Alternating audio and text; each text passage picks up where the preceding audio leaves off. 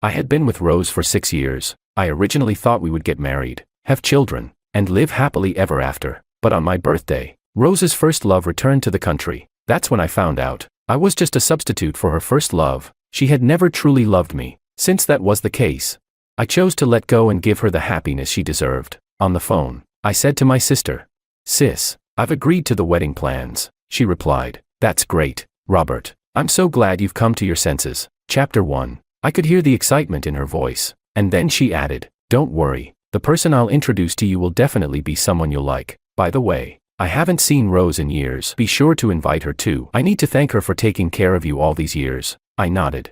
"Sure, but I don't think she'll be able to make it." I sat on the couch, my voice flat, my eyes fixed on the TV in front of me. On the screen, Lou Group's CEO Rose and the newly returned movie star Ethan were sweetly embracing each other. The media reporters were all over the story, congratulating the couple. My sister asked, "Not free? Could it be because her first love is back?" "Oh, right. How could I forget? Today's the day movie star Ethan returned to the country. After all these years, they must finally be getting together." My heart tightened as I realized. Even my sister knew about Rose's first love, while I had been a fool, playing the role of her substitute for 6 years. All these years, Rose had kept her reputation clean, with no rumors or scandals. No scandals, that's true. During the years I was with her, I never caused any trouble. During the day, I was a proper student, and at night, I was a proper sugar baby to her. I thought she loved me, but just a few days ago, I found out the reason she had kept me around was that I resembled Ethan, her unforgettable first love. She had always just seen me as a stand-in for him. I asked,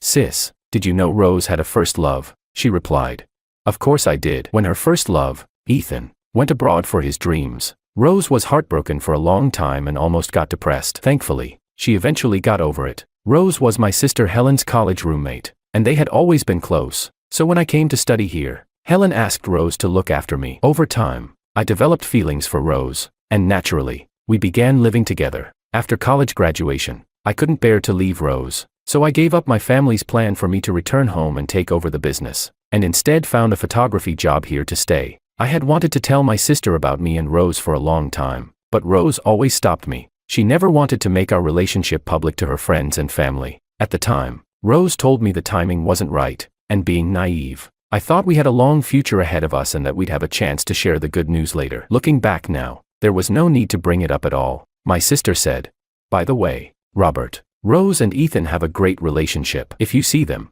can you ask Ethan for an autograph for me? I'll send you some extra spending money." I felt bitter inside. Even my sister admired Ethan, the famous movie star. Here I was, just an unknown photographer, feeling completely insignificant. She asked, "When are you coming back?" I replied, "Sis, I'll probably be back in about 2 weeks." Before I could finish, the door opened. At that moment, Rose walked in. She asked, "Where are you going in 2 weeks?" I quickly hung up the phone and looked up at Rose, who had returned. She was alone. No one was with her. After hugging her first love at the airport today, how come she's back alone now?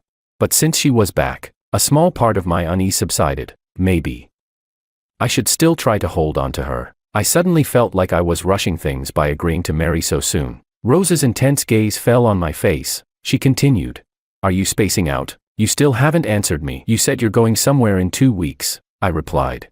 "Someone in my family is getting married." I made up an excuse, glad it didn't raise any suspicions. Rose didn't ask more questions but instead, her shy eyes were locked on me. My face reddened slightly as something crossed my mind. I said, "Rose, if you don't need anything, I'll head upstairs." Before I could turn around, she hugged me from behind, pressing her warm body against mine. My heart raced as if it was about to burst, but the heat in my chest was quickly doused by a cold splash of water. If I hadn't seen her hugging another man today, and if her body didn't still carry the scent of that man, I might have thought she actually liked me, but she clearly didn't love me, so why was she being so affectionate?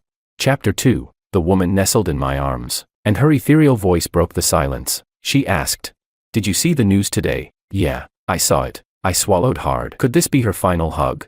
She asked again, "What do you think about it?" I remained silent. She continued, "There's a welcome back party tonight. I'll take you there. I remember your sister's a fan of Ethan, so you can ask him for an autograph on her behalf. I'm sure he'll agree." "Okay," she said.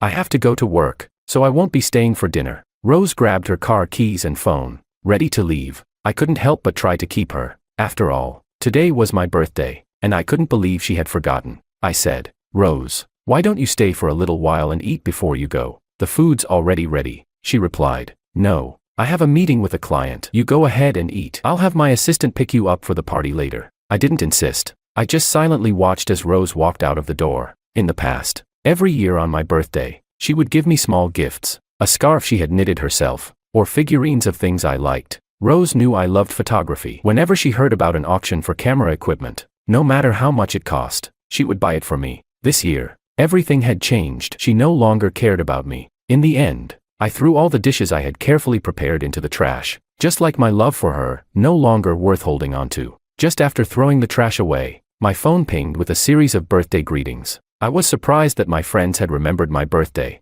Even my older sisters had sent red envelopes. At that moment, 2 strangers added me as friends. I didn't recognize them, but usually, people who had my number were either friends or acquaintances, so I accepted their requests. The first profile picture was of a lazy cat. As soon as I accepted the request, the person sent me a huge red envelope, accompanied by pictures of flowers and wine, wishing me a happy birthday. I asked, "Who are you?" The person replied, "Hello, my fiancé. Happy birthday." I didn't expect this fiancé, whom I hadn't even met yet, to be so generous. It looked like I'd have to make an even bigger gesture when it was her birthday. The second profile picture seemed a bit familiar. As soon as I accepted the request, the person's moments popped up with a post. The picture showed a plate of shrimp and a pair of hands peeling the shrimp. I recognized those hands. The nails were painted with designs I had done myself. I was stunned. Rose, who always claimed she never did anything with her hands, was peeling shrimp for someone else. This was something I had never experienced in all the years we were together. Back then,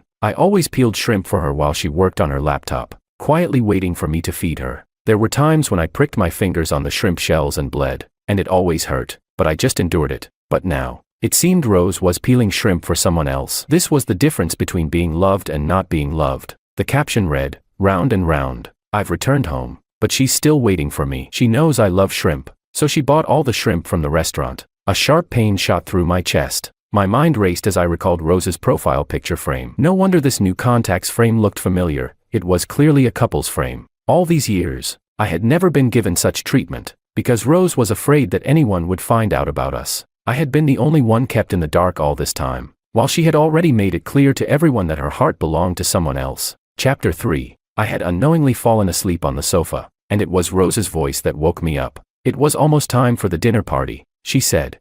"Change into this as my little brother. You can't embarrass me tonight." "Got it." Rose handed me a box. I hadn't planned on going, but under her gaze, I reluctantly changed into the suit she had prepared for me. She said, "Robert, you look really handsome. Your future girlfriend is going to be so lucky." Rose came over and adjusted my clothes, clearly pleased with my appearance. A sense of pride quietly swelled in my chest. Was she trying to distance herself from me, or was she giving me a warning?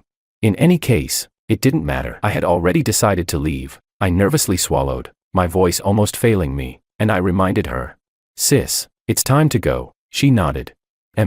Let's go." She walked ahead of me, and I made sure to keep my distance, no longer engaging in any intimate gestures. We walked in silence, one in front, the other behind. Rose sat in the driver's seat, and I initially planned to sit in the front passenger seat. However, Rose frowned and said, "Robert, you sit in the back today." "Okay." I didn't ask why and obediently opened the door to the back seat. I knew the front seat was typically reserved for a girlfriend or boyfriend, but now, our roles had clearly changed. At that moment, Rose's phone rang, its ringtone echoing in the back seat. She said, "Robert, pass me my phone." It was almost second nature for Rose to toss her phone into the back seat as soon as she got into the car. Her pale arm stretched back to grab it, and I couldn't help but think back to the photo from last night, the image of her peeling shrimp for Ethan. I froze for a moment, lost in the thought. Rose snapped me out of it. "Robert, the phone." I came back to my senses and reached for it, handing it to her. As I did, I noticed the name on the caller ID, husband. I hadn't expected Rose to be serious about marrying someone else, but what was I? A sugar baby, or just a little brother? What kind of little brother spends the night hugging and sleeping together? Rose didn't explain. Maybe she had just accepted it herself. On my phone, I had messages filled with birthday wishes from friends, but not a single one from Rose. She said, "Okay, I'll be right there to pick you up." Her voice was soft, carrying a hint of joy. When she turned back to face me, her smile was a little awkward. She said, "Sorry, Robert. Ethan's car broke down, and I need to go pick him up." "Okay." My expression didn't change, and I continued quietly scrolling through my phone. She said, "Robert, I looked up at Rose. She continued, "Robert, I'm not getting any younger. I should start thinking about getting married." I nodded. "Okay, I hope you find happiness." Chapter 4. Is this really how you feel? Yeah. The car quickly arrived at the spot where Ethan was waiting by the roadside. Ethan instinctively reached for the back seat, but when he saw I was already sitting there, he stopped. "Ethan, you sit in the front," Rose said with a gentle smile. Looking at him, Ethan replied, "I get car sick in the front, so I'll sit in the back." "All right then." Rose didn't say much more, and after Ethan got in, she started driving again. Once in the car, Ethan greeted me. "Hey, kid," I responded. "Hey," Rose said. "Ethan, this is Robert, Helen's little brother," Ethan replied. "Oh, you're the whiny little brother Helen used to talk about. I can't believe you've grown up so much." His tone carried a hint of teasing. I didn't react much. It was true that I used to cry a lot when I was younger. Rose smiled and came to my defense.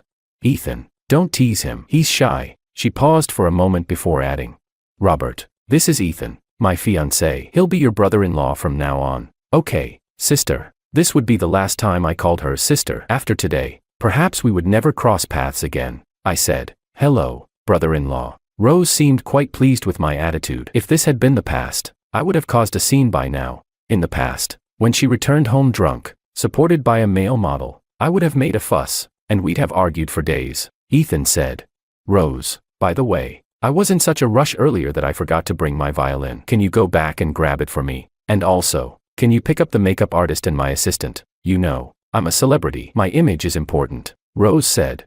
"Okay." When Ethan said this, he cast a meaningful glance at me. I understood. This man was deliberately provoking me. Makeup artists, assistants, and the violin. If all of them got in the car, there would clearly be no room left. So, Rose pulled over to the side of the road, then sent me the address and a 2,000 renminbi red envelope, saying, "Robert, why don't you just take a taxi? I've sent you the address." I understood. This wasn't a birthday gift, just the taxi fare. Normally, her birthday red envelopes would be 520 or 1314, with good meanings behind them. I didn't say anything and silently got out of the car. As I got out, I clearly saw a glimmer of coldness in Ethan's eyes, followed by a victorious smile. Standing by the roadside, I watched as Rose's car slowly drove away, disappearing from my sight. I opened the taxi app. I noticed the location was quite remote, with hardly any cars passing by. I walked along, hoping to catch a ride, but even when cars passed, no one was willing to stop. By the time I arrived at the hotel, the banquet had already started. Chapter 5. Rose and Ethan, as the stars of the banquet, were already being fawned over on stage as they gave their speeches. I quietly entered the exhibition hall and found a corner where no one noticed me. I grabbed a quick bite to eat. After a 2-hour walk, my feet were sore, and blisters had already formed. Finally, the dance segment began. As the main guest, Ethan naturally invited Rose to dance the first song. Taking advantage of this moment, I went to the restroom. When I saw my own disheveled appearance in the mirror, I splashed some cold water on my face. Suddenly, I was grabbed from behind and a sack was thrown over my head. A few people started beating me. One of them said, "Look at you. You think you can compete with Ethan for his girlfriend?" Exactly. This is what happens when you offend Ethan, the movie king. They kept hitting me until they were tired, then finally stopped. I was in so much pain, and before I could even pull myself out of the sack, I heard the bathroom door click. It was clearly locked from the outside. Despite the noise in the restroom, no one seemed to notice. Clearly, the hotel staff had been bribed. I struggled to tear the sack off my body. Every inch of me ached, and I could hardly stand. When I finally crawled over to the door, I realized it wouldn't open. The lights went out just then as well. I have claustrophobia. As a child, I was locked in the basement by my friends, and by the time my older sisters came to find me, I had already passed out. Now, I felt lightheaded and trembling. I pulled my phone from my pocket and dialed Rose's number. The phone rang a few times before it was picked up. On the other end, I heard, "Robert, your sister drank too much and is already asleep." But I clearly heard Rose's voice asking, "Who is it?" Ethan quickly hung up. I knew Rose must have been with Ethan. When I tried calling again, the phone had already been turned off. I was left alone in the bathroom for the rest of the night. Of course, I fainted later on due to fear. The next day, the staff found me and sent me to the hospital. Thankfully, I was treated in time, and when I finally woke up, it had been 5 days. I took out my phone, hoping to see if Rose had tried to contact me, but all I found was a simple 2-word message, "On business trip." The date was 5 days ago. I absent-mindedly scrolled to Ethan's moments. There were photos of meals, sightseeing, and travel check-ins. It was clear that they had gone on a honeymoon early. After being discharged, I went to the hotel to check the surveillance footage, only to be told that the cameras were broken and couldn't be checked. No surveillance meant no evidence to prove that the people who attacked me were Ethan's fans. What a coincidence. The cameras just happened to be broken, and I had no way of checking them. I had no choice but to return home in disappointment. I couldn't help but wonder, how did Ethan's fans even know who I was? I had barely ever been in public with Rose. I hadn't expected Ethan to harbor such hostility toward me. I had no evidence, so I decided to return home and pack up my things. I didn't have much, mostly photography equipment, but as soon as I opened the door, I was greeted by the sight of the two of them, cozy and affectionate, kissing in the living room. I hadn't expected to walk in on such a scene. Chapter 6. I didn't know whether to leave or just say, "You two continue," Rose said. "Robert, you're back. Ethan will be staying with us for the next few days." As she said this, the two of them were still tightly pressed together, reluctant to part. Okay, I had no issue with Ethan moving in. After all, he would be the one in charge here sooner or later. Ethan said, "Rose, you're so good to me. Once the heating in my place is set up, I'll head back," Rose replied. "Why go back? What's mine is yours. We're not strangers." Rose gave a soft laugh, then let go of Ethan and walked to the fridge to grab him a drink. It wasn't until just then that I realized Ethan didn't like cold drinks. Rose said, "You must be exhausted from packing earlier. Let me heat up some milk for you." Okay. They exchanged knowing glances, and I, unwilling to stay as a third wheel, decided to head to my room to pack up. As I reached the door to the room on the second floor, I suddenly froze. On the floor, scattered all around, were my photography equipment and film rolls, some of which were falling out onto the ground. There was also a water stain on the floor, with some of the film soaked in water. A lot of my equipment was piled up as though it had been deliberately broken. Ethan said, "Robert, I'm sorry. When I saw you weren't back yet, I was cleaning up your room and accidentally knocked your stuff over. I don't know how much your equipment costs, but if you want, just name a price and I'll pay you back." Rose, hearing the noise from upstairs, came up and glanced at the scattered equipment. She casually replied,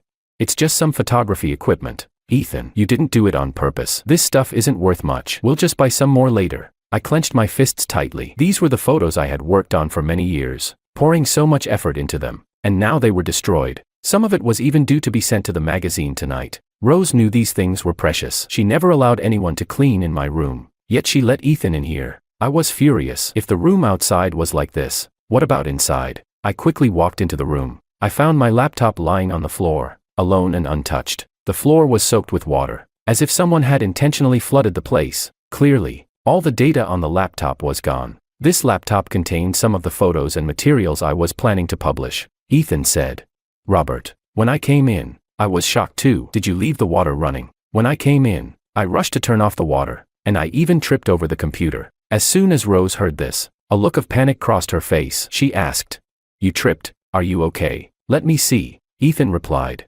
"I'm fine, just a little bruise on my knee. It's nothing." Rose then turned to me, her voice sharp.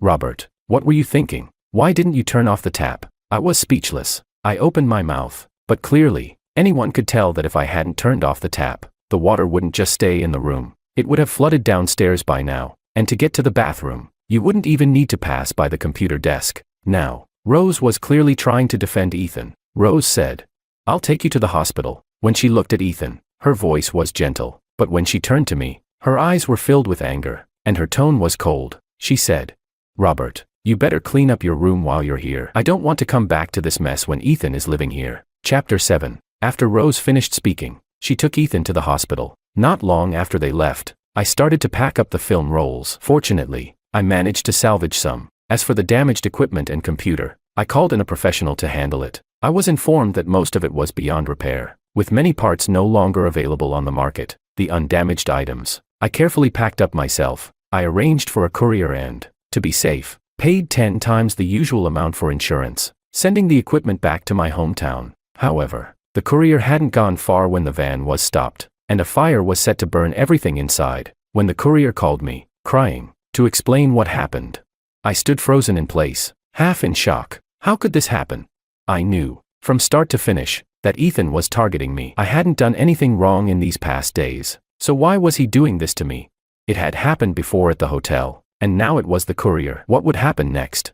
Just as I was trying to make sense of it, Rose and Ethan got out of the car. I couldn't hold it in any longer and stormed up to Ethan. Grabbing him roughly, I shouted, "Ethan, what the hell is going on? Why are you doing this?" Rose yelled. "Robert, what are you doing? Let go of Ethan right now." A flash of displeasure crossed her face as she grabbed my wrist. Her voice was cold and stern, but my gaze remained fixed on Ethan. I said, "What am I doing? Why don't you ask him what he's been doing?" My eyes were bloodshot, my entire body on the verge of exploding with anger. Ethan replied, "Rose, I think I accidentally broke his photography equipment. He's still mad about it." "Sorry, little brother," he said with feigned remorse. "I'll pay you back for your equipment. Tell me how much it cost, and I'll have my manager transfer the money." Ethan shot me a look that was full of arrogance and mockery. Rose said, "Isn't this already settled? Robert, why are you still hanging on to this? I'm ordering you now to let go of him." Rose squeezed my wrist tightly, causing me pain, but eventually, I released her grip. I slumped to the side, feeling utterly helpless, as if my soul had left me. Rose said, "I already told you. I'll buy a new set of equipment. You don't need to keep dwelling on this." After all, Ethan didn't mean it. In the end, you didn't even turn off the tap. I didn't respond. Every piece of equipment was something she had given me, and I cherished them so much, never wanting to let them get damaged. Many of them were rare and no longer available for purchase. But to Ethan, none of it mattered. Did that mean I didn't matter either? How could I have forgotten? I was always Ethan's substitute. I should have seen it long ago. Rose didn't love me. She just loved the fact that I looked like Ethan. My heart died completely at that moment. That evening, I spent the night on the couch, just trying to get some rest. But I could hear the sounds of Rose and Ethan in the upstairs room, their voices filled with intimacy. I lay downstairs, quietly enduring the torment of it all. Chapter 8. The next morning, I quickly washed up, changed clothes, and was ready to leave. Just then, Rose came downstairs, dressed in a black lace nightgown. When we used to sleep together, she would wear something equally provocative. I couldn't help but notice the hickeys on her pale neck. I quickly looked away, grabbing a coat from the side and heading for the door. If Ethan saw me looking at Rose like that, I couldn't imagine the drama that might unfold. Rose asked, "Robert, did you make breakfast?" Rose stretched with a yawn and slowly made her way toward the couch. It was her usual morning routine. She would lounge on the couch for a while, then ask me to massage her shoulders to relax her, and after that, I'd bring her breakfast and say, "Queen, please enjoy your meal." I replied, "No, I didn't make it. I have some things to do, so I'm heading out." I averted my gaze and stepped out the door. She asked, "Wait, where are you going?" Rose, like a lazy cat, lay on the couch, her alluring nightgown barely covering her thighs. Her body exuded a sensual charm. Hadn't she and Ethan enjoyed themselves enough last night? Was she now trying to seduce me? I swallowed hard, forcing myself to look away. "I'm just heading to the studio. I'll be back later," she replied. "Your studio doesn't make much, does it? You're always traveling for work. Come here and give me a shoulder massage, and I'll drive you there later." Rose laid back on the couch, waiting for me to comply. I replied, "It's fine. I can drive myself." I practically ran out of the house, trying to escape. When I reached the underground parking lot, I received a call from Rose. She asked, "Robert, where's the oil?" "It's in the cabinet under the stove." She asked again, "Which one's the salt, and which one's the sugar?" "The salt's on the left, sugar's on the right in the spice jar." I gritted my teeth as I answered. I couldn't believe that Rose was cooking breakfast for Ethan. It was clear, love and indifference couldn't be more obvious. I closed my eyes for a moment. Maybe it was time to put an end to this. I'd be leaving soon. Just as I was about to start the car, I noticed the fuel gauge was empty. When I got out to check, I found that all 4 tires had been slashed. I couldn't take it anymore. These awful stalker fans would do anything for their idol. I pounded the side of the car in frustration, my fingers leaving deep imprints on the shiny surface. Just as I walked out of the parking garage, ready to grab a cab and go to the company to quit, a car suddenly drove straight toward me. I had no time to dodge, and the impact sent me crashing into a flower bed. The car sped off, leaving me behind. I struggled to pull out my phone and call Rose, but no one picked up. Looking at my bloody hand, I realized I had been slashed by the flower bed when I was hit. Then, everything went black. When I woke up again, I found myself in a hospital, brought in by a sanitation worker who had found me. The nurse had tried calling Rose, but she never answered. Then, the TV showed a broadcast of the Liu Group, with CEO Mr. Liu and Ethan touring the company. The comments below were all full of well wishes, hoping the two of them would find happiness together. Chapter 9. I stared faintly at the 2 people on the TV, their sweetness almost unbearable, and despite the pain in my hand, I forced myself to say, "I'll sign it myself." After signing, I fell unconscious again. When I woke up, the room was pitch dark, and I was alone. I moved my body to turn on the light.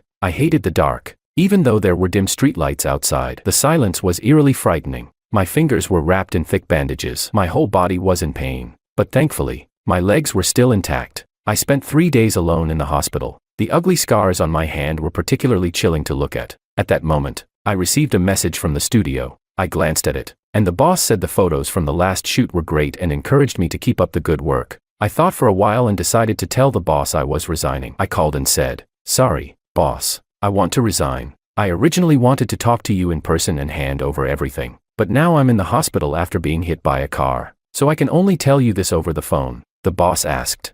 "Hit by a car? What happened?" I didn't answer. After all, in Sea City, I didn't have any friends. Even if I knew who did this, I couldn't find any evidence. He said, "Don't worry, I have some connections here. Tell me what happened, and I'll investigate it for you." Okay. Tears welled up in my eyes. I didn't expect that in my moment of solitude and helplessness. It was the studio boss who was willing to help me. He said, "I'll come over in the afternoon and discuss the details with you." In the afternoon, the boss came over with some fruit. As soon as he saw me lying in bed, his eyes were filled with pity. I felt guilty and said, "Thank you, boss, for coming to see me." He said, "It's nothing, but are you really resigning?" I replied, "Yes, I'm afraid continuing like this will only drag the studio down." The boss angrily said, "How could that be? Those people are nothing to worry about." Just then, the boss's phone rang. "Boss, it's bad. Someone sprayed paint all over the studio. You should come back and take a look." "What? Who did this?" "Boss, we checked the surveillance, and it was a bunch of underage kids." "Underage?" I apologized. "Boss, I'm sorry for dragging you into this," he replied. "This isn't your fault. Why are you blaming yourself? I think the people behind this were intentionally targeting you." I nodded. He asked, "Do you know who did it?" His eyes lit up. I said, "Those little brats are Ethan's stalker fans, and since they're all minors, even if they kill or set fire, they won't face any legal consequences." He asked, "Ethan, is that the boyfriend of your sister?" "Yes." "So, your injuries were also caused by these people targeting you?" "Yes." A bitter smile appeared on my face. He said, "Seems like Ethan is more cunning than I thought. He doesn't do it himself but incites his fans to target you." "Boss, I'm sorry. Don't apologize. Don't worry. I'll get to the bottom of this. Even if I can't get those kids to pay, I'll make their parents pay for it." I said, "Boss, I'll compensate for the damages to the studio, and also, I'll be heading back home soon. Can you keep my resignation private?" He asked, "Do you not want your sister to know?" "Yes." He nodded and said, "All right." When the boss left, he didn't make me pay anything. In fact, after hearing I was getting married, he not only waived the compensation but even gave me extra salary as a wedding gift. He said, "Remember to send me an invitation when you get married. I'll come to cheer you on." Okay. The boss left with a smile. I spent a few more days in the hospital, lost in thought. During that time, Rose didn't call once, and I had given up on her. Chapter 10. Finally, I was discharged after my stitches were removed. The boss called to say he had found some evidence. However, when he was preparing to sue the stalker fans, Lou Corporation was worried about how it would affect Ethan's reputation. So, they paid a large sum of money to cover it up. No one dared report on it now. I had already known this would be the outcome. When I returned home, still weak from my injuries, the house was as empty as ever. It seemed Rose hadn't been back in a while. As I went to the storage room to grab my suitcase, I found that my belongings were in disarray. Thrown on the floor, the photos of me were slashed with a sharp object, and my diary, the one where I wrote all my affection for Rose, had been torn to shreds. At that moment, my phone buzzed with a notification. An excerpt from my diary, detailing my feelings for Rose, had been posted online.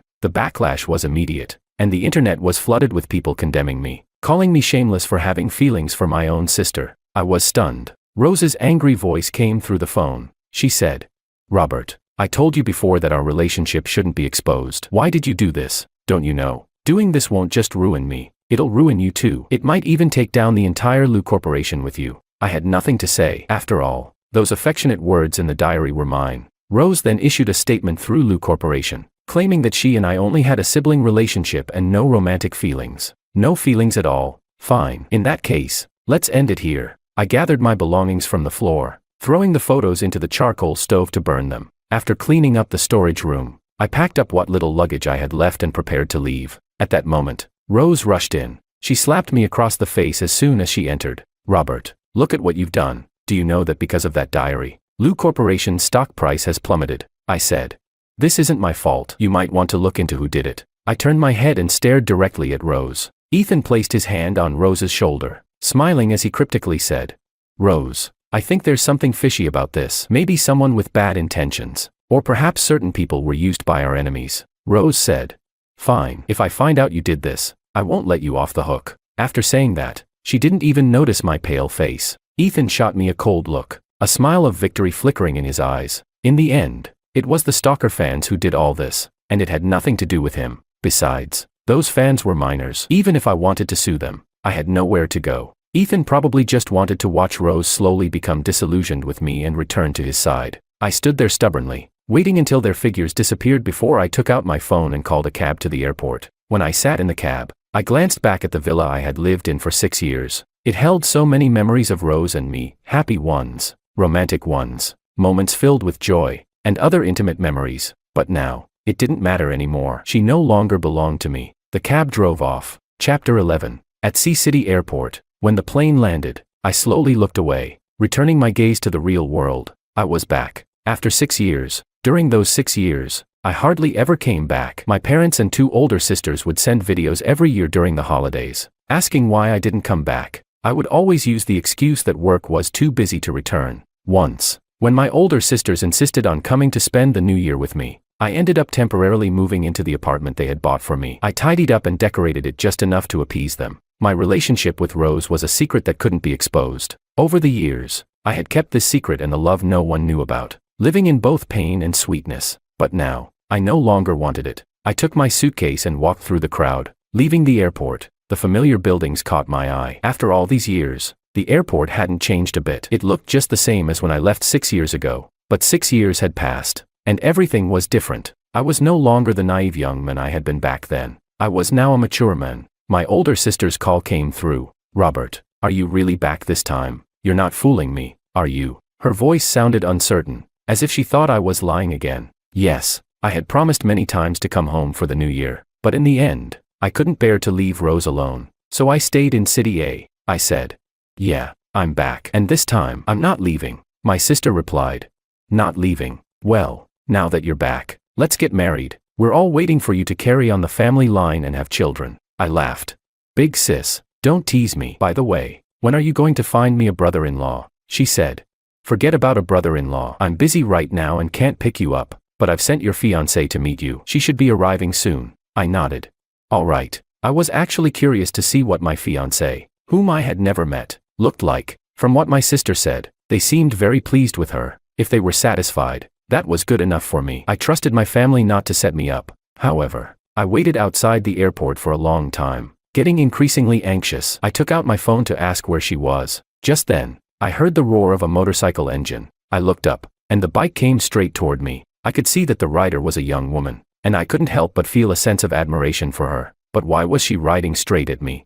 I took a step back, almost losing my balance on the stairs. Just as I steadied myself, the motorcycle braked sharply and stopped right in front of me. I stared blankly at the young woman on the bike. She was dressed in a leather jacket, her long legs encased in leather boots and pants that hugged her graceful figure. Her slender fingers pulled off her black helmet, revealing her dark, glossy hair. She was effortlessly cool. I had never seen a woman ride a motorcycle so confidently and stylishly before. Actually, I'd always had a dream of riding a motorcycle when I was younger, but as I grew up, I realized that it wasn't really in line with my personality. Being the pampered child of my family, anything dangerous was always avoided, and I was well protected. Chapter 12. Beneath her long black hair was a delicate, beautiful face. I stared at the young woman in front of me, stunned by her beauty. She looked so young. How could she possibly be riding a motorcycle at this age? Was she even of legal age?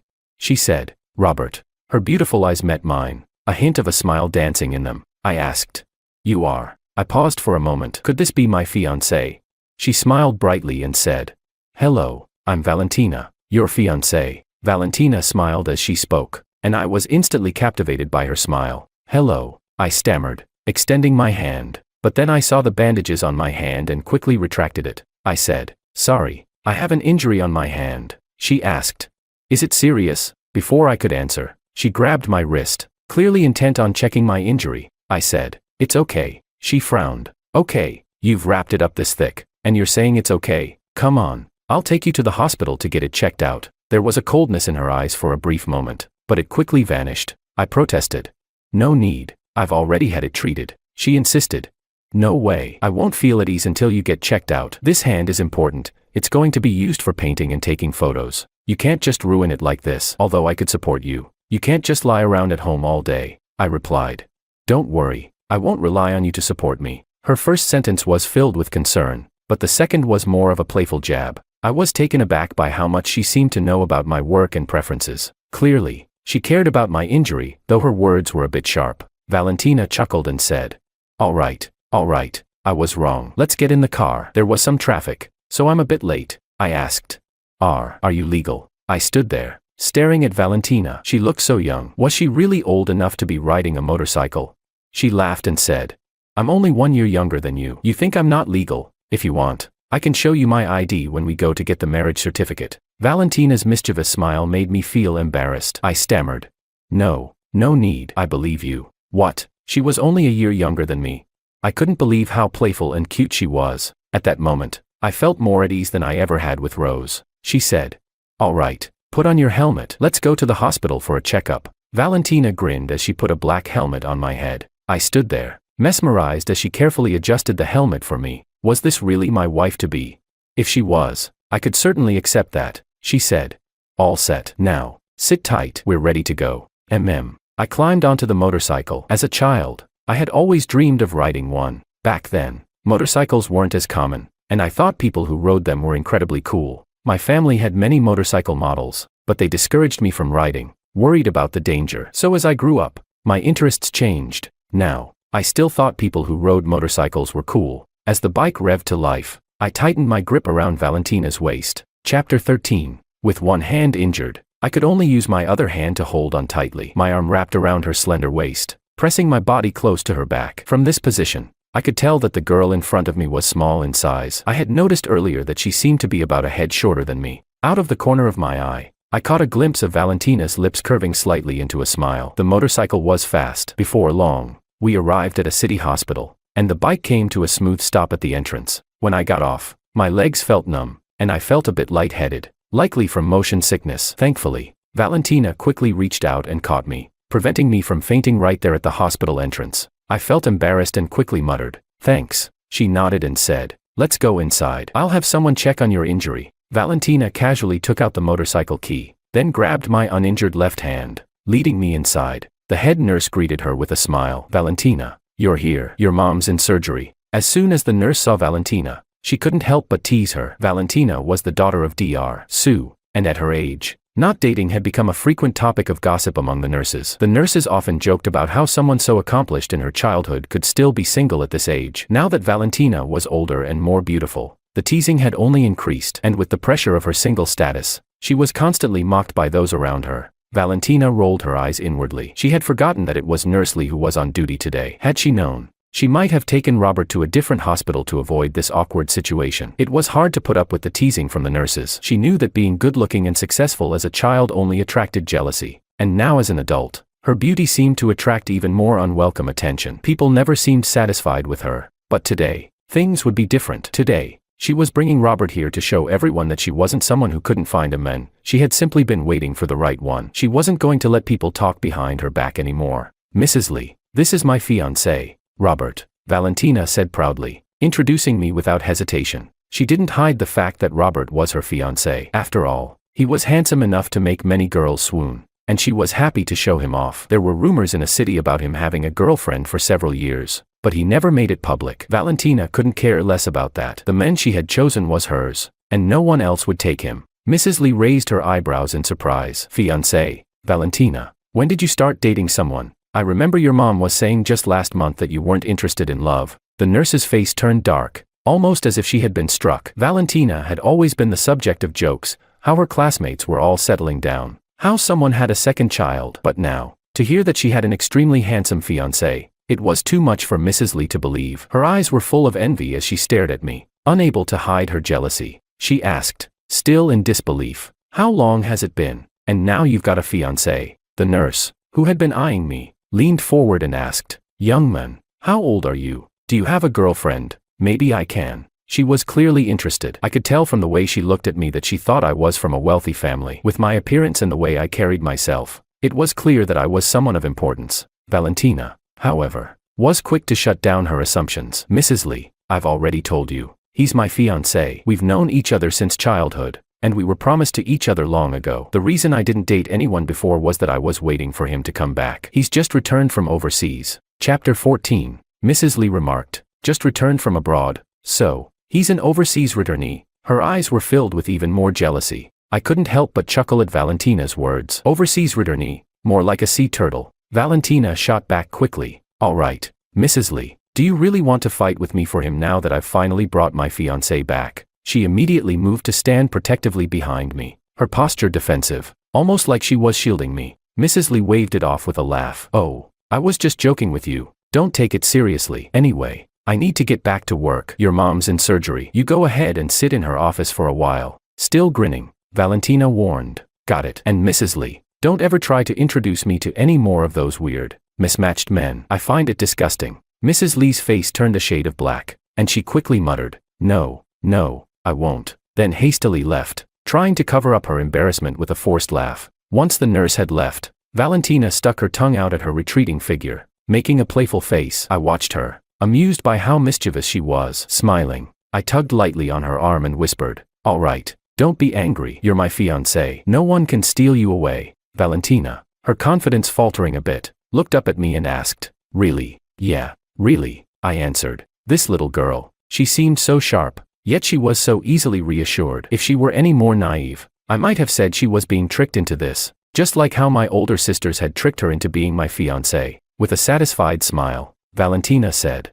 Then let's go. Her furrowed brows finally relaxed, and a soft smile tugged at her lips. She grabbed my hand and pulled me toward her mother's office. As we entered the office, my gaze fell on a family portrait on the desk. Wait, the men in the photo looked familiar. Valentina noticed my gaze and explained, That's my dad. You should remember him. When you were little, you were always so naughty and cried a lot. My dad used to take you home with him sometimes for meals, and after that, you didn't cry so much anymore. Ah, those were the old days, I said, feeling a little embarrassed. I used to cry a lot when I was younger, and there was a kind teacher who once joked with me, saying I had a beautiful little sister at home, and that one day she would marry me. Back then, I only knew that she was really pretty and that I liked her. I always followed her around, calling her sister and bringing her candy whenever I had some to share. I had 2 older sisters who were much older than me, and they spoiled me, buying me candy and treats. Whenever I got something delicious, I'd save some to share with the little girl. I never expected that the little sister I used to share candy with would turn out to be Valentina, the girl who once jokingly said she would marry me when we grew up. Valentina suddenly leaned in closer, grabbing the collar of my shirt. Robert,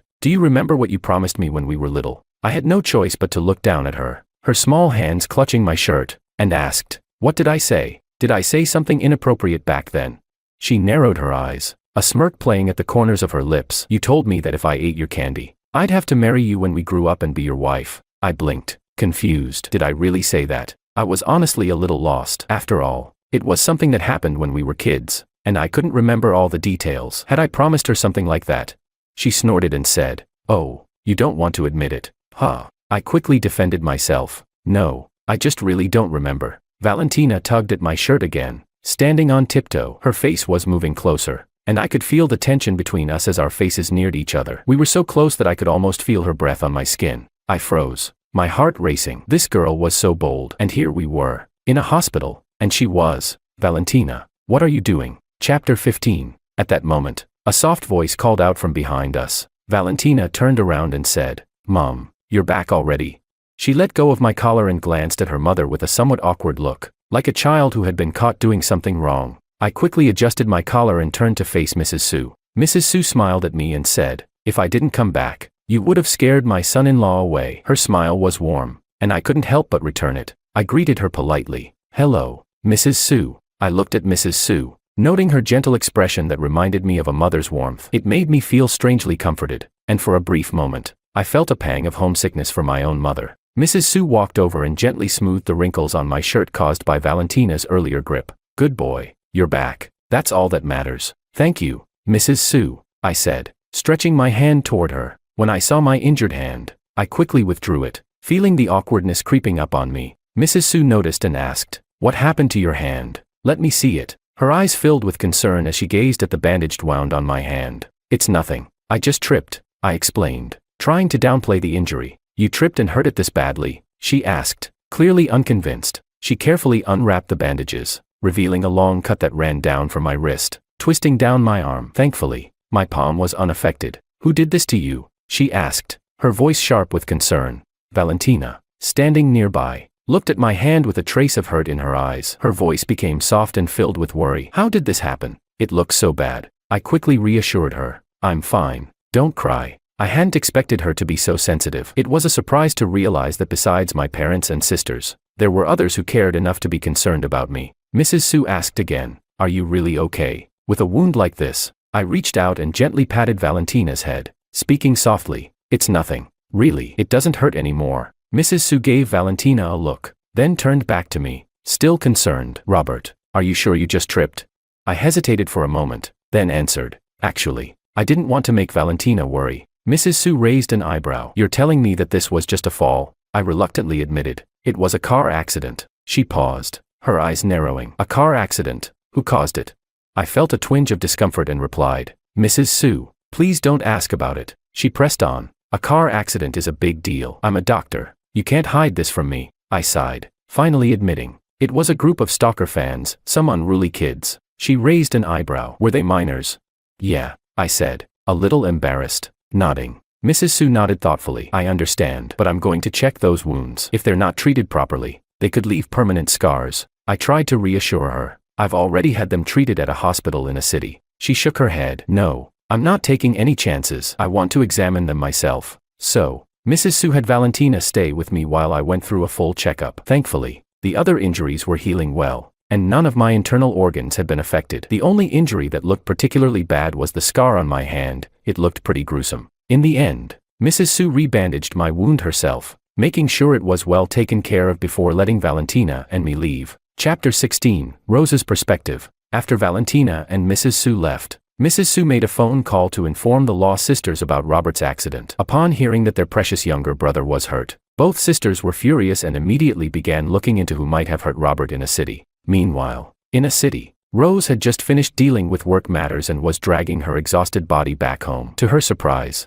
Robert was not waiting for her in the living room as he usually did. No matter how late Rose came home, Robert always waited for her. Sometimes he'd be reading, other times looking through photos on his camera, editing them on his computer, or even sketching. But tonight, the house felt strangely empty, and there was no sign of Robert. Rose kicked off her high heels, walking barefoot on the cold floor toward the sofa. Normally, Robert would have noticed her cold feet and brought over her slippers, gently warming them with his hands before helping her put them on. Sitting on the sofa, she furrowed her brow and dialed Robert's number, only to hear a cold, mechanical voice on the other end of the line. Sorry, the number you've dialed is currently unavailable. Rose stared at the phone in disbelief. Could Robert be angry with her? After all, in 6 years of living together, she had never once called him. But it was because of him that her company's stocks had plummeted, and now he was upset with her. She dialed her assistant's number, trying to focus. Get me the latest photography equipment, she ordered. She remembered that a few days ago, Ethan had accidentally broken Robert's gear. She had promised to buy him a new set, hoping that this would smooth things over with Robert. Rose paused for a moment before heading upstairs.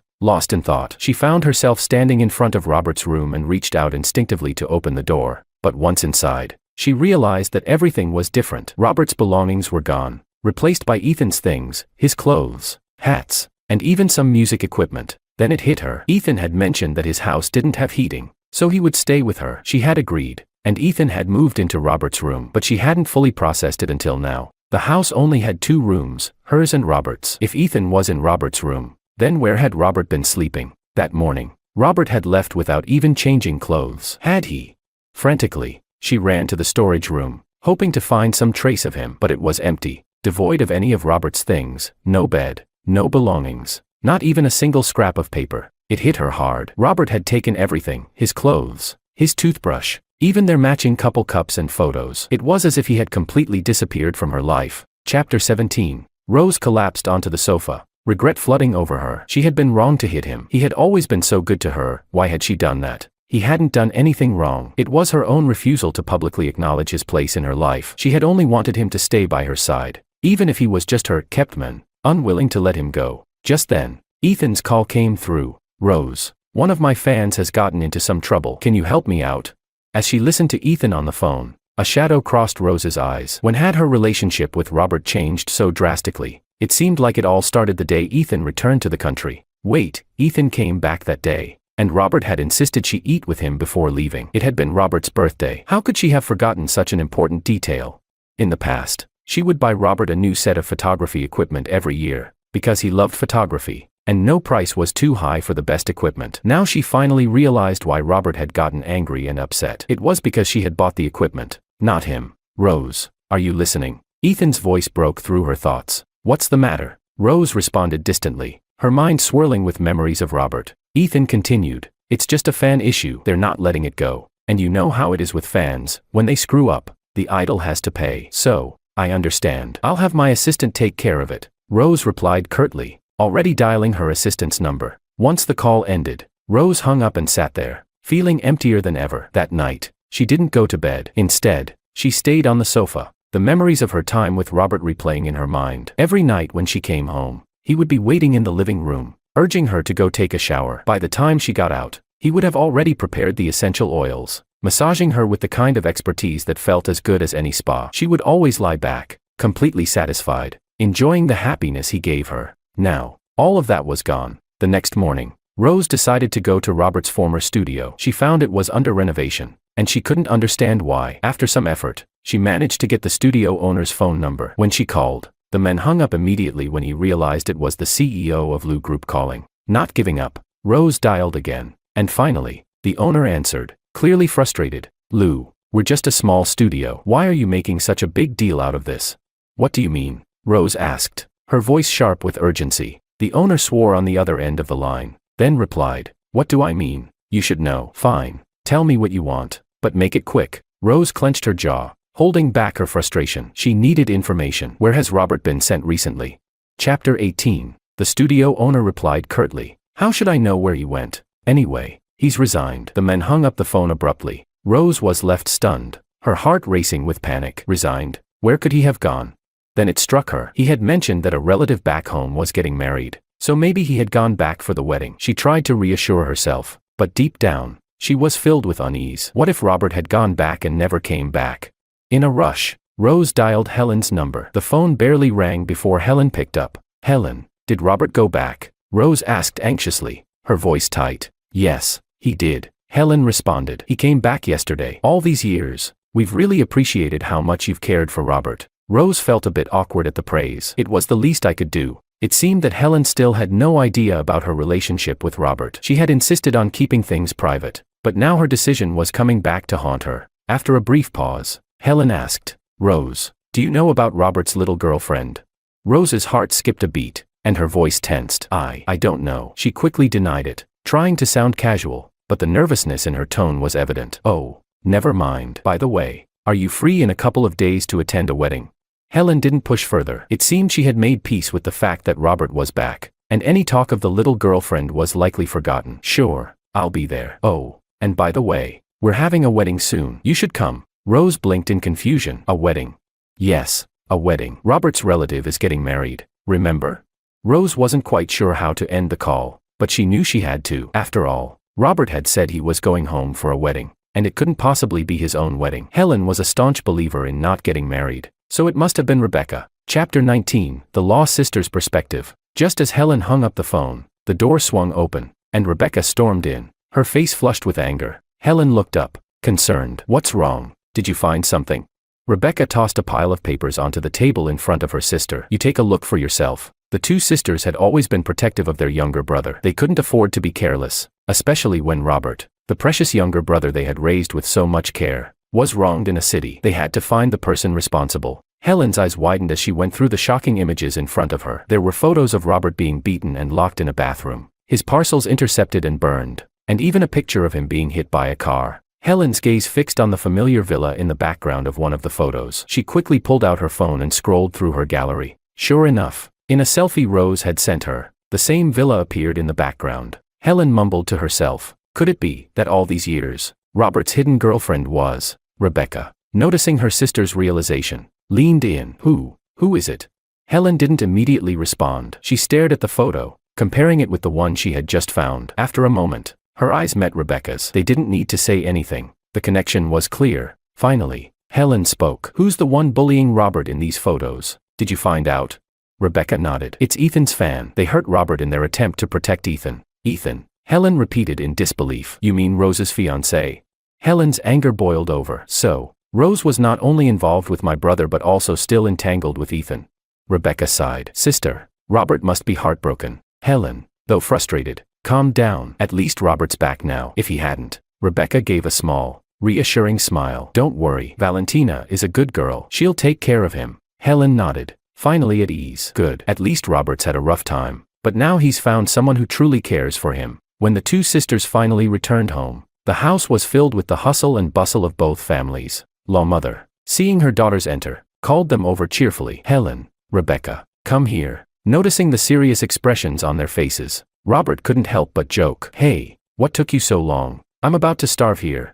Chapter Robert and Valentina perspective. Valentina, ever attentive, immediately picked up a peeled shrimp and placed it in Robert's mouth. Eat first, and stop talking. Robert's heart softened. He had always been the one feeding others, but just now, he saw Valentina quietly put a shrimp in his plate when no one was looking, then carefully peeled it for him. He thought she liked shrimp and planned to peel more for her later, but instead, she fed him the shrimp. No one had ever cared for him like this, except for his parents. He was deeply moved. The family watched the couple, and a soft, affectionate smile appeared on everyone's faces. It was clear to them that this relationship was solid. After a while, they all sat down to eat. Because of the bandages on Robert's hand, Valentina did all the feeding for him, and Robert, despite his usually picky tastes, ate everything she offered without complaint. Sue's mother couldn't help but smile. Robert eats anything, doesn't he? Really easy to take care of. Watching the two of them, she felt a sense of relief. She wasn't worried that Robert would bully Valentina. Her concern was more about Valentina possibly taking advantage of Robert. But she was confident that Valentina truly cared for him, so she had nothing to fear. The conversation turned to wedding arrangements,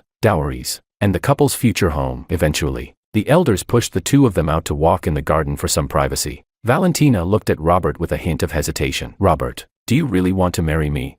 She still couldn't quite believe it. If she had known Robert would get hurt, she would have flown to a city much earlier. She regretted not doing so. Now, her fiancé had a hand injury, thankfully not on his face, but she still felt so much heartache for him. Robert nodded. Yes. He couldn't help but compare Valentina to Rose. Valentina was energetic, playful, and a little bold, everything a girl of her age should be. Rose, on the other hand, had a much colder personality. When she got angry, she could go silent for days, creating an oppressive atmosphere. It was as if Rose had always treated him as a placeholder, someone who wasn't her real choice. When Ethan came back, it was clear she would drop him without hesitation. But Valentina, she was different. She was warm and caring, and she had truly opened her heart to him. Then it's decided. No backing out, Valentina said, suddenly wrapping her arms around Robert's neck, standing on tiptoe to kiss him on the lips. Robert, momentarily stunned, felt his heart melt as he gazed at the girl in his arms. His emotions were overwhelming. Valentina grinned. I've sealed the deal. You're my fiancé now. No take-backs. All right, Robert replied softly, holding her close and deepening the kiss. I've sealed it too. No take-backs. He gently tucked a loose strand of hair behind her ear as they stood there, kissing in the garden, a picture of pure affection. Their future seemed more certain than ever. Chapter 20, The Sisters' Perspective. After seeing off Valentina's family, Helen and Rebecca made their way to Robert's room. Helen looked at her brother, a concerned expression on her face. Robert, have you really thought this through? Helen knew that, over the years, Rose had taken care of Robert, 6 years of it. In fact, there was a chance that feelings had already developed between them. It was her call that had brought Robert back. But they hadn't considered Robert's feelings in all of this. As his older sisters, that was their fault. Robert nodded, his expression steady. Yes, I've thought it through. I want to marry Valentina. He glanced at his older sisters, wondering if they had already guessed something or perhaps uncovered some truth he wasn't ready to share. But since he had decided to return, he wanted to let the past go. He no longer wanted to dwell on it. He just wanted to focus on his future. Are you sure? Helen asked again, her voice filled with doubt. She seemed to be searching his face for any sign that he wasn't telling the truth. I'm sure, Robert said, a small smile playing on his lips. He thought about Valentina and felt nothing but warmth. Compared to Rose's cold, distant gaze, Valentina's smile felt like home. Helen nodded, seemingly satisfied. That's good. If that's the case, then you should cut ties with that little girlfriend back in a city. It's better to end things cleanly. Robert reassured them. Don't worry, big sis. Second sis, there won't be any more contact with her from now on. At his words, both sisters finally relaxed, though there was an unspoken question lingering in the air. Why had Robert been hurt? but neither of them pressed the issue. It was clear that, for Robert's sake, they didn't want to add to his burdens. The wedding was set to take place in about a week, and Robert would be busier than usual with preparations. His sisters, wanting to respect his decision, didn't want to complicate matters further. Chapter 21, Rose's Perspective. In a city, Rose was sitting at her desk, her mind consumed by thoughts of Robert. She couldn't shake the feeling that his departure had a deeper cause. Something wasn't right. Just then, her assistant entered with a package. Rose tore it open, and as she glanced at the photos inside, her hands began to tremble. How could this be? Robert had been bullied over the past few days. No, it wasn't just once. The photos showed Robert trapped in a hotel bathroom, beaten. She recognized that night. It was when she had left him on the side of the road to take a taxi to the banquet. Now, she realized, the area had been isolated, with few taxis around. Had he walked to the hotel? Each photo was more disturbing than the last. There was even a picture of Robert getting hit by a car in front of a villa. Rose's heart skipped a beat as she realized that this had happened while she was at the company with Ethan. Looking at the date, Rose felt a wave of panic. Robert must have been terrified. If it hadn't been for a passing cleaner, he might have been left there to die. Who did this to him? Her voice shook as she ordered, "Find out who did this." Her assistant looked at the photos, equally stunned, before rushing out to investigate. Rose, her hands still trembling, tried to reach Robert on WeChat, but his account was blocked. She tried everything she could think of, but all attempts to contact him were futile. Panic set in. What had happened to him? In a rush, she called her assistant again. "Have you found out anything?" "I have," came the assistant's hesitant reply. "Who did this?" Rose pressed, her tone sharp. "It was Ethan's fans," the assistant explained nervously. "The ones who stalk him. They did it to Robert." Rose paused, stunned. Her mind started piecing things together. The discarded film rolls, the day when Ethan had specifically made her go back to pick someone up, all the clues fell into place. Ethan had orchestrated this. He had deliberately targeted Robert, wanting him out of the picture so Rose would eventually give up on him. And Rose had been too blind to see it. She had let Ethan play both sides, not realizing that she could never have both him and Robert. Just then, Rose's best friend called. "Rose, your little boyfriend is getting married. Helen invited us to the wedding. Are you going?" Rose was in shock. "What did you say?" Her friend replied, "Your little boyfriend. But I'm curious, how could you two be so close? And now he's suddenly getting married. Isn't the bride supposed to be you?" Rose's mind raced, her voice faltering as she replied, "No, it's impossible. He said he was going back to attend a relative's wedding." "Right." Her friend laughed. "What relative? And why would we be invited to the wedding of a relative? You know, I wouldn't even be able to attend if it weren't for you taking care of Robert all these years." The words hit Rose like a ton of bricks. "I see. Thanks. I'll hang up now." Without another word, Rose hung up the phone and immediately instructed her assistant to book a flight to Sea City. She had to find out the truth for herself. Chapter 22, Robert Valentina's Perspective. In Sea City, today was the day Robert and Valentina were going to register their marriage. After discussions between both families, it was decided that they would first register their marriage, and the wedding ceremony would take place later once Robert's hand healed. Both families were now searching for effective scar removal creams, hoping to cover up the deep scars on Robert's arm before the wedding. For Robert, it didn't matter much, but for his little girlfriend, every glance at the injury pained her. "Don't worry, I'm fine," Robert comforted her, trying to soothe her concerns. Valentina, however, was still visibly upset. She was the type to be easily comforted by a small gesture, and a simple piece of candy could cheer her up. She had arrived early at the Law family's house. Whether it was for registering their marriage or preparing for the wedding, she was in a hurry. The night before, she had discovered that the woman Robert had been with for 6 years was now in Sea City, and they still hadn't officially registered their marriage. Robert chuckled as he saw Valentina waiting outside in leather pants and jacket, holding a helmet, and leaning against a motorcycle. "It's so early, the civil affairs office isn't even open yet." As she stood there, the cool morning air made her look even more striking, and the motorcycle next to her added to her strong yet graceful image. If Robert's hand were healed, he would have certainly liked to ride it with her. He quickly opened the door, pulling her inside. "Aren't you cold dressed like that?"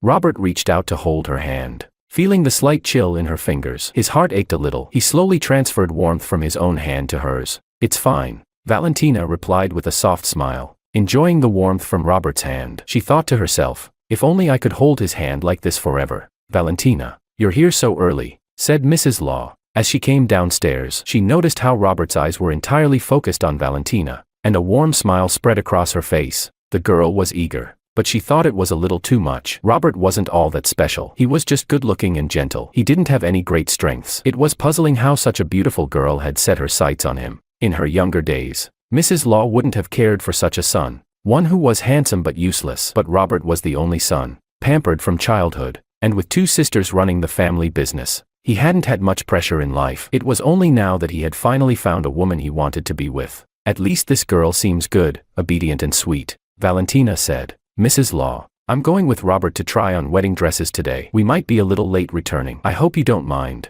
Mrs. Law smiled knowingly. Of course not. You two are officially husband and wife now. The sooner you have a baby, the better. The implication was obvious. Registering meant they were a married couple. And a married couple, well, that led to the honeymoon, didn't it? Mrs. Law was quick to pick up on Valentina's meaning. Mom, Robert said, feeling awkward. His little girlfriend was being cheeky, and now his mother was getting in on it too. Mrs. Law waved it off. All right, Valentina. Go ahead and have breakfast first. Don't go hungry. She took Valentina's hand and led her to the breakfast table, leaving Robert to watch, a little disheartened that his mother now had a new priority, his future wife. Chapter 23, Rose's Perspective. After breakfast, Robert and Valentina left. Helen and Rebecca remained upstairs, not yet coming down. Helen answered Rose's call. Is Robert there? Rose asked, her voice a little anxious. Helen replied, my brother went with his fiancée today to register their marriage. What do you need him for? Rose. Helen pretended to be unaware, but deep down, she was furious. Rose had kept her relationship with Robert a secret for 6 years, treating him like a kept man or a stand-in for Ethan. How had she not realized that Robert actually shared some similarities with Ethan? No wonder Rose's depression had lifted once Robert went to Sea City for school. Helen had always seen Rose as a close friend, but now it felt like she was betraying her by trying to marry Robert, especially when she had kept her true intentions hidden for so long. If it weren't for Ethan returning to China, Helen suspected they would have never found out that Rose's little friend,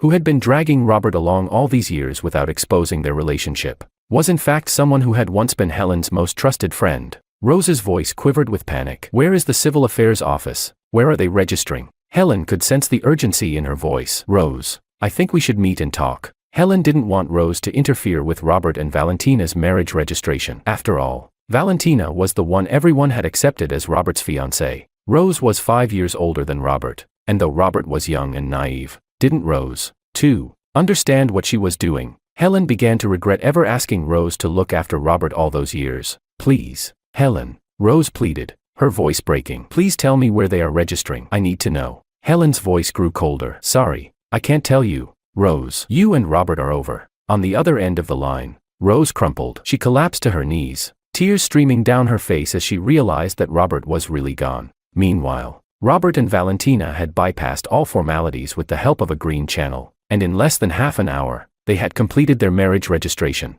Valentina immediately shared the good news on social media, posting a picture of their marriage certificates along with a cute photo of the two of them making a heart with their hands. Robert's right hand, which was still bandaged, had been retouched in the image by Valentina. The post quickly caused a stir. Friends and acquaintances flooded Valentina's post with congratulations, comments, and new wedding gift-red envelopes. Valentina had even removed Rose from her blacklist, allowing her to see the post. As Rose stared at the photo, it hit her like a ton of bricks. She had truly lost Robert, the one she had loved so deeply. No, this wasn't what she wanted. This wasn't supposed to happen. Desperate, Rose ordered her assistant to track Robert's location. Moments later, she received the updated GPS coordinates. Following the location, Rose arrived at the wedding dress shop, where she saw Robert and Valentina trying on wedding dresses together. Robert perspective. I silently sat at the side, gazing at the wedding dress designs in the book. Beside me sat a quiet figure, whom I assumed to be another client also selecting a dress. I didn't look up. I continued admiring the pictures of wedding gowns in my hands. There were many styles, Chinese, Western, and blends of both. I thought no matter which one it was, my little girlfriend would look great in it. Robert. Rose's voice came through, fragile, almost broken, her ethereal tone echoing. The hand I had been flipping through the pictures with froze for a moment. I looked up in surprise, only to see Rose beside me, her eyes swollen with tears, her face streaked with sorrow. What happened to her?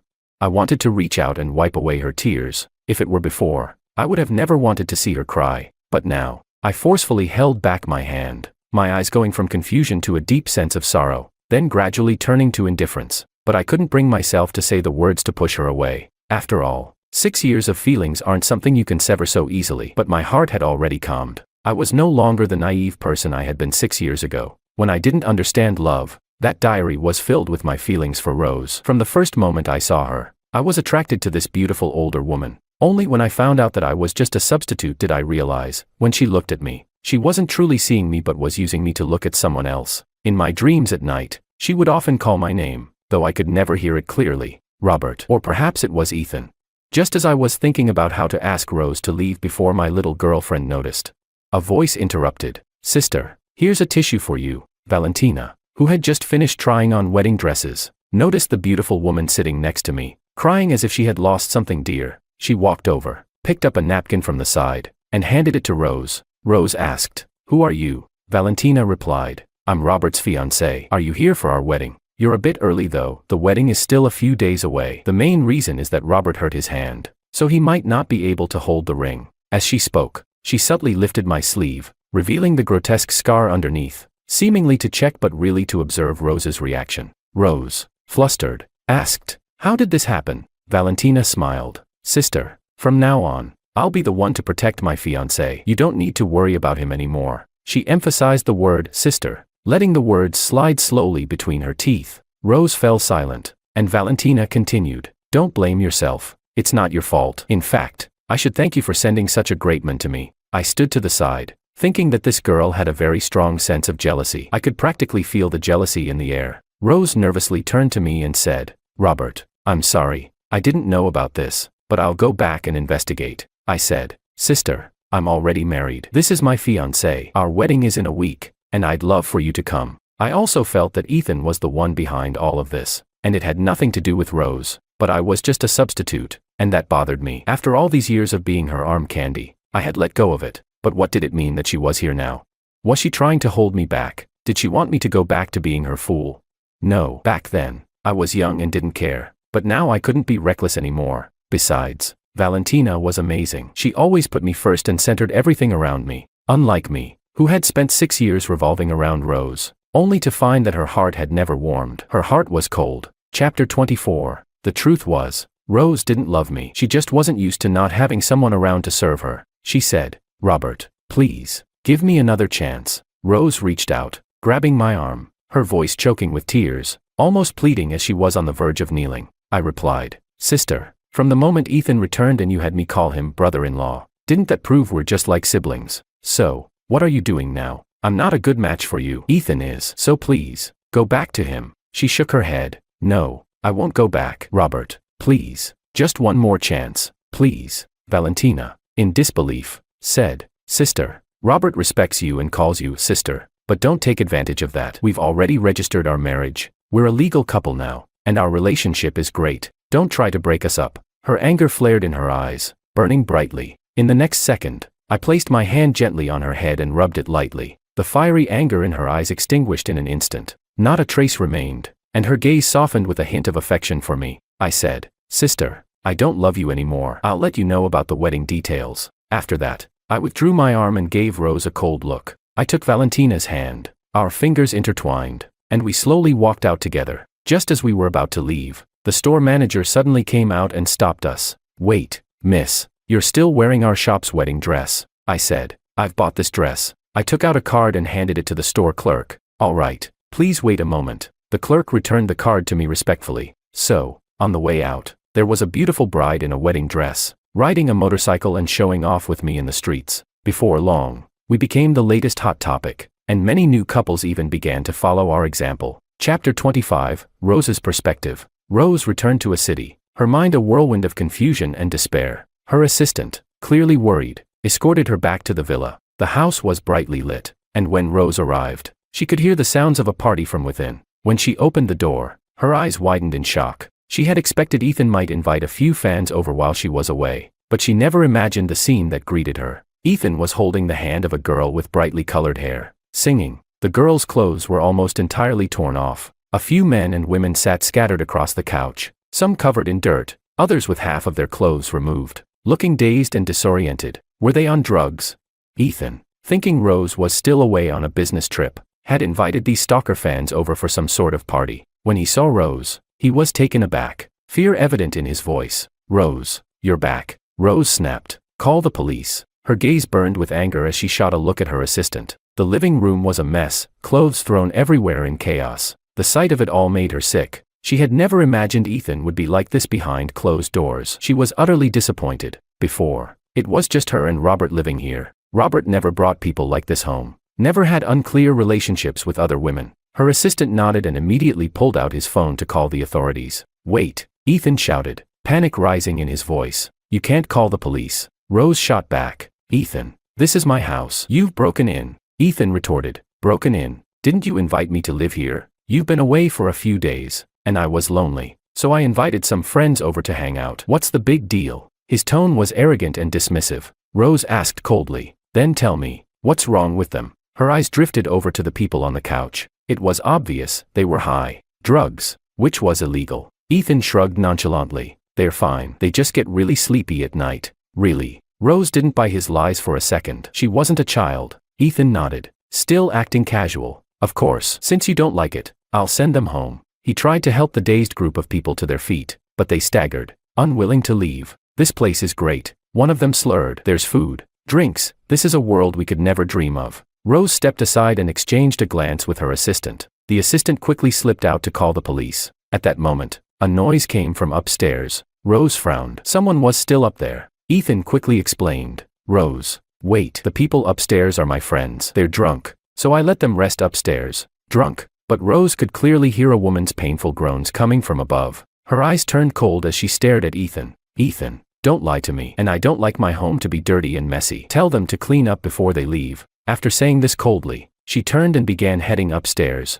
Ethan called after her. Rose, my friends are being a bit loud today. I'll make it up to you. Just forgive me this time. Forgive you? For what? Rose looked at him, but the man standing before her was no longer the Ethan she had once known. He had become selfish, cold, and vengeful. He didn't even spare innocent Robert. She had once thought that when Ethan returned to the country, she would finally settle things with Robert and then marry Ethan. But instead, she had watched Ethan hurt Robert over and over again, while she had defended him, unknowingly continuing to hurt Robert in the process. Just then, the sound of sirens wailed outside. Ethan's face went pale, his eyes darting anxiously between Rose and the door. Rose, you called the police. Chapter 26. Rose responded coldly. What? You're just having a little fun with people in my villa, and now you're scared. The more Ethan acted this way, the more suspicious Rose became. What exactly did he think her villa was?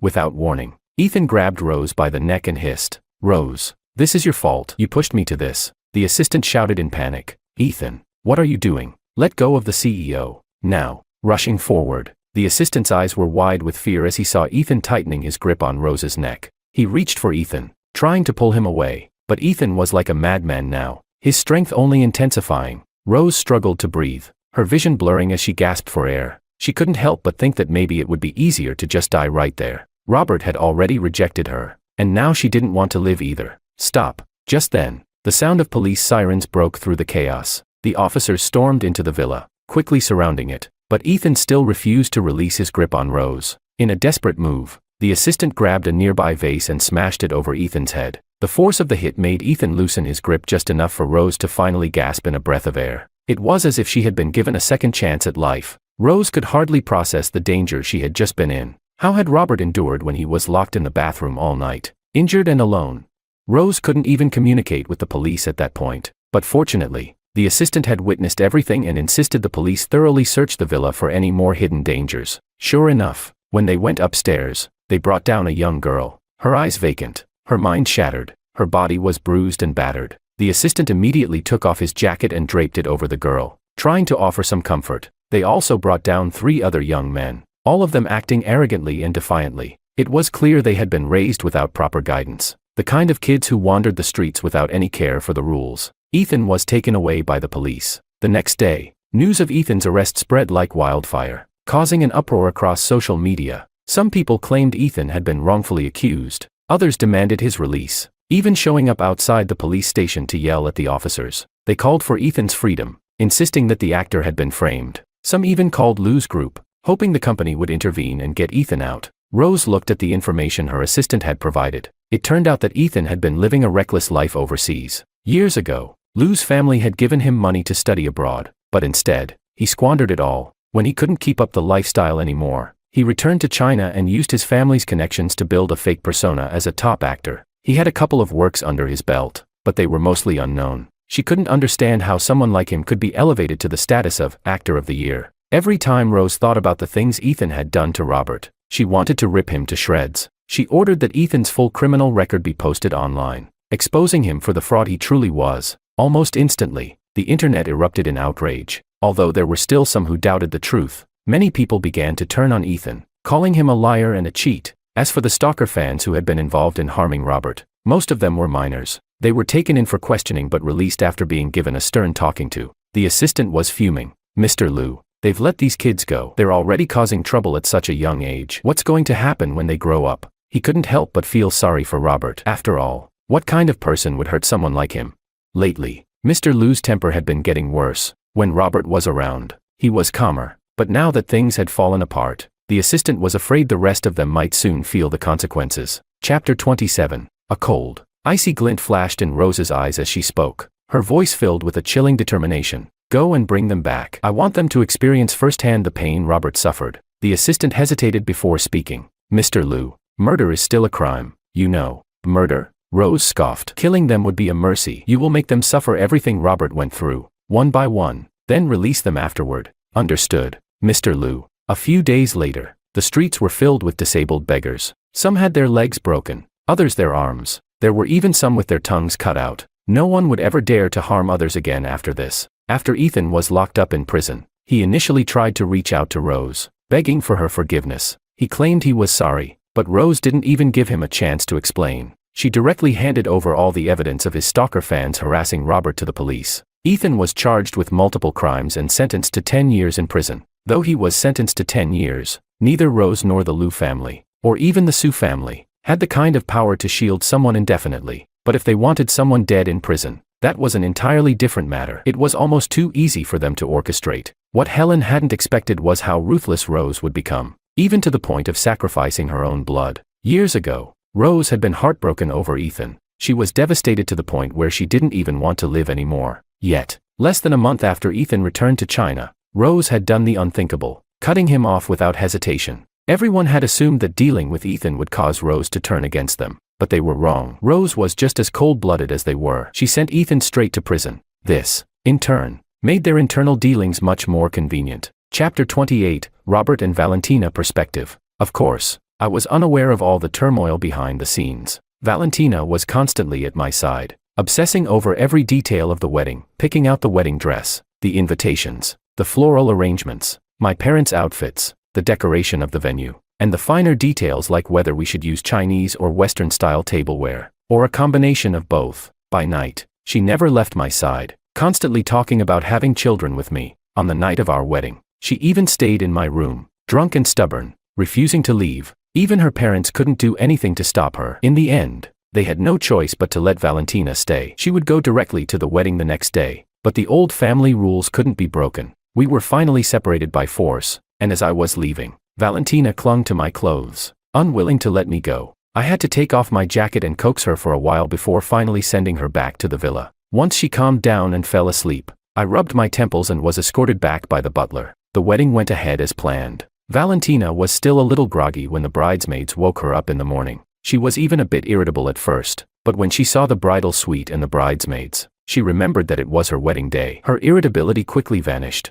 One of the bridesmaids teasingly asked, "Valentina, the groom's on his way. If you don't get up now, are you planning to have him carry you out of bed?" Another one joked, "Why not? Our Valentina is a little fairy after all." Valentina replied, all right, I'm getting up." She finally got out of bed. Today was her wedding day, and after tonight, I would be completely hers. The groom arrived. When I appeared downstairs in the villa, the bridesmaids squealed in excitement, shouting, "He's here, he's here." Valentina stood up but was immediately stopped by the bridesmaids. When my figure appeared at the door, a shower of red envelopes was thrown in the air like confetti. The bridesmaids, momentarily distracted by the scene, quickly scrambled to grab the envelopes off the floor, completely forgetting the planned performance. By the time they realized what had happened, Valentina had already slipped on her shoes and was quietly being carried out by me. The luxury car slowly drove off, leaving the bridesmaids behind, still scrambling to collect the red envelopes. The groomsmen, equally bewildered, hadn't even had time to deal with the bridesmaids' antics before everything was over. They quietly followed us, while the bridesmaids would eventually be escorted to the wedding venue. As the wedding car entered the hotel, I got out and was about to carry my still drowsy bride out of the car when I heard a soft voice call my name. "Robert." I hesitated for a moment, holding Valentina in my arms. Valentina sleepily said, "I'm awake, husband." Her voice, once sluggish, now full of energy, was as if to say, "The wedding is today. Don't even think about stealing my men." I smiled indulgently and playfully tapped her nose. She smiled back. Husband, hug me." Valentina snuggled closer into my arms. I grinned. Of course, gently. I lifted her out of the car, then turned my gaze to Rose. "Rose, I'm so glad you could attend the wedding today." I spoke calmly, my eyes briefly meeting hers before moving back to Valentina, who was nestled in my arms. Helen, standing nearby, nervously glanced at Rose. She had promised Rose that she would only watch me get married, but if Rose caused any trouble, she would surely be blamed. Before Helen could step forward, Rebecca grabbed her wrist to stop her. I made no move to acknowledge Rose. Rose spoke.